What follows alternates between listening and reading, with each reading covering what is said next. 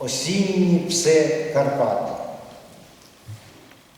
Іду, немов траву чиюсь толочу, не кошену, не погляд і не зорік з гущавини, та озирнутись хочу, поглянути на слід, бодай разок. Не видно сліду, не крадуться тіні, ніхто не скочить і по рукоять. Але я знаю, є ще пси осінні, вони мене почули і не сплять, не виють, не печуть небесні схили, маржину не женуть, то відійшло, верхи їх відпустили і побіліли, вже був мороз, вже вкуталось село, вже все забуто, згризено в гонитві, а що на споді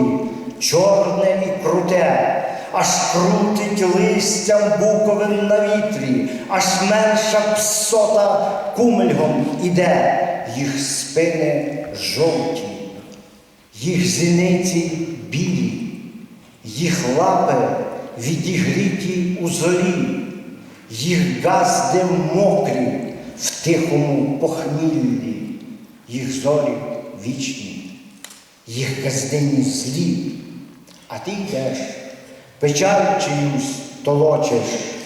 в ногах чиїхось часом, як щеня, заскімлиш, часом озирнутись хочеш, немов би хтось тебе наздоганяв.